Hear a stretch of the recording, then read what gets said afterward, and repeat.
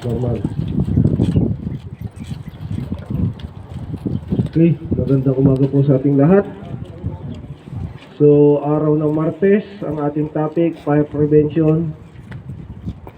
At kung ano yung mga tips na maaari natin gawin upang maiwasan na magkaroon ng sunog. Ano po? So, dahil sa sunod-sunod na nangyayaring pagkasunog kung saan-saang lugar, kaya po naging topic natin ito dahil malapit rin yung Fire Prevention Month. Ano po? So, dapat maging handa tayo sa lahat ng panahon. So, unang-una, isa po sa hindi napupuna na disgrasya na maaaring mangyari sa construction ay ang pagkakaroon ng sunog. So, masyadong tiwala yung mga tao dahil napakadalang naman talaga na magkakaroon ng sunog sa isang construction site. Subalit, hindi po 0% yung nangyayaring disgrasya. Ano po? So, meron at meron na hindi tayo inaasahang pangyayari.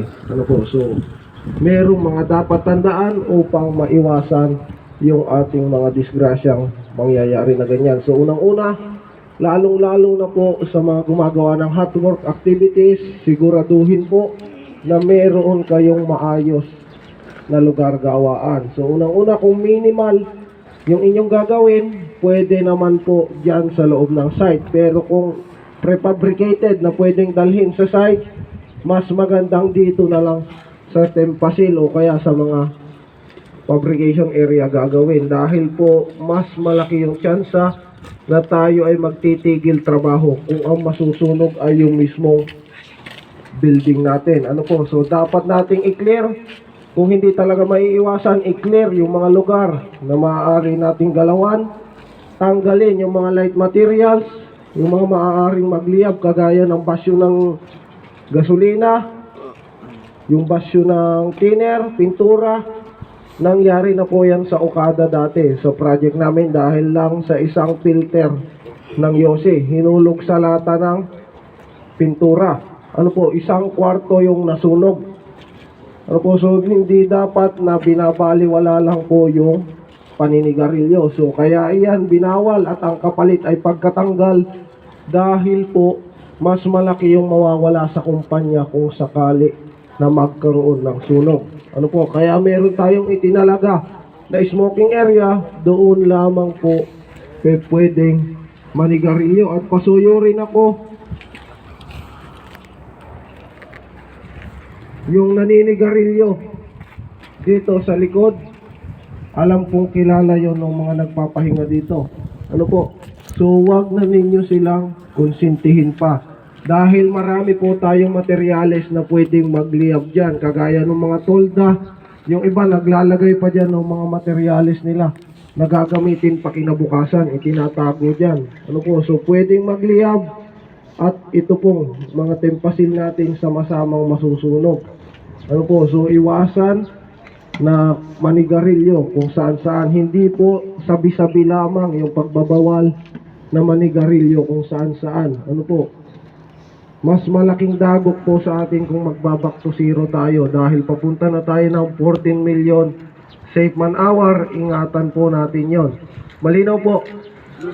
So, yung sunog, napakalaking kawalan po yan sa atin. Sabi nga, di bali ng manakawan, huwag ka lang masunugan. So, parehas po sa bahay at sa trabaho, ganun din po yung ating gagawin. So, huwag iwanan yung inyong mga diesel, yung inyong mga gasolina, yung inyong mga kalan, yung inyong mga gas ng LPG na nakabukas. Ano po, iwasan na nakabukas yung apoy, may niluluto, nakalimutan, may bata pang natutulog sa loob. Yun po ang pinakadelikado. So, lagi tayong mag-check ng ating gamit sa trabaho at sa bahay.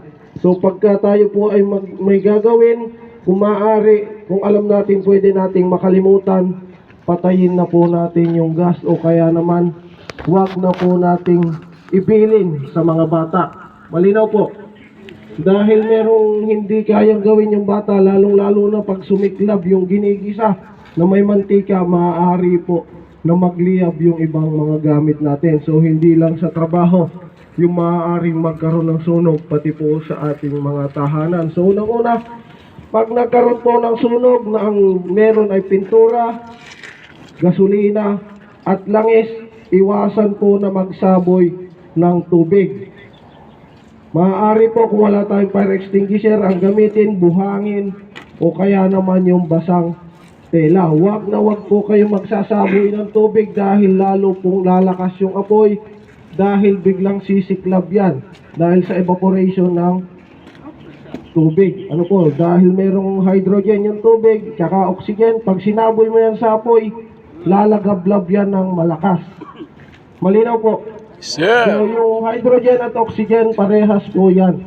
Yung hydrogen, flammable gas, yung oxygen, isa pong component para magkaroon ng apoy. Kaya po, iwasan na magsaboy ng tubig kung magkakaroon ng sunog na merong mantika, gasolina, pintura, at kung ano-ano pang liquid na chemical. Malinaw po. So, tandaan, mas maganda may alam. Ano po, so mag-ingat sa lahat ng pagkakataon sa ating buhay at sa ating trabaho. So, ngayong araw po, sabi ni Posco, mayroong parating na audit, pero hindi po natin sigurado dahil nung nakaraan, Huwebes na yata o Biyernes na tuloy. Pero maging preparado pa rin po tayo.